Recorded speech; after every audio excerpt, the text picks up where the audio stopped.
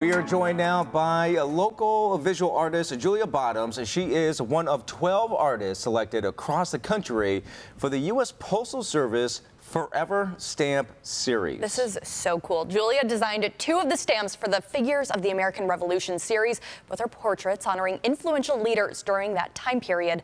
Joining us now to tell us more, of course, is Julia. I'm like totally nerding out about all of this. I want to know how you got involved in the first place in something like this. So, I mean, in recent years, my work has been more and more dealing with like history. So word just spread, and I was reached out to by the art director for the project, Ethel Kessler, and when she explained her vision for it, I was like, of course, I'm on board instantly. All right, so let's talk about the process and getting involved. How did all that start? Yeah, so I know that they had a list of artists that they wanted to work with, and some of them are really big names, so it was an honor to do that and work alongside them. Once we had the team assembled, it was really about kind of looking at references. So I'll just show you guys some sketches that I started off with. So when you do this, when you have this process, you know, you really have to kind of start off with something from the very beginning, like a reference to look at. And there's a lot of work out there of Abigail Adams that you're able to look at, whereas with Lemuel Haynes, there wasn't as much. So a really interesting fact about that was the fact that like the only image in existence of him is an etching that's in black and white. So to be able to, you know, do something in oil and color and kind of bring him to life was really cool for me. I'm hoping we can take one of the cameras so we can see the sketches that you brought with you, because the way that you have both of their likenesses, especially Lemuel Haynes, what you were just saying about what you were able to reference to make this stamp.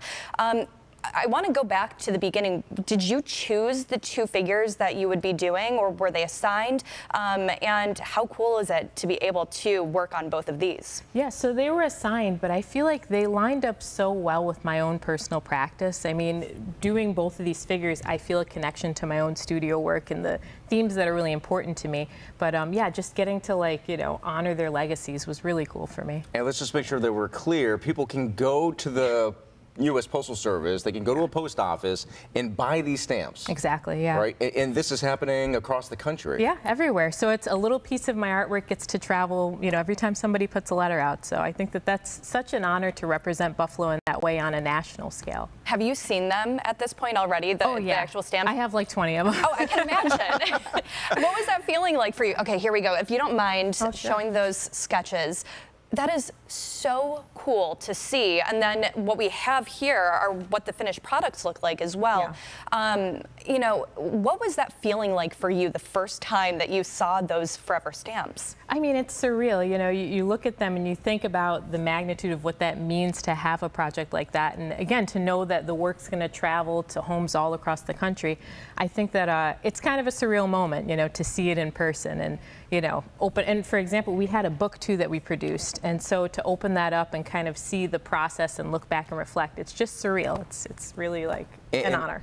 To be one of 12, I wonder how large was the competition, if you even want to call it a competition, or did you just submit your work and then the U.S. Postal Service says, yep, we want Julia's work? So they reached out to me, which is a huge honor because of the fact that there's names like Emil in there, who is a nationally renowned illustrator. So to know that they had me in mind for this project for like the whole full scale of artists is really huge. It's again, surreal. I keep using that word, but it really is. Yeah, absolutely. And this is not just the start for you. Of course, there are so many different things that you do right here in the community. Do you mind sharing a little bit? Oh, absolutely. I'm most often known for my mural work, but actually doing this kind of work and kind of doing projects outside of Buffalo, I've taken a step back from that, but I am still doing a lot of work here, one of them being a children's book that I've been working on.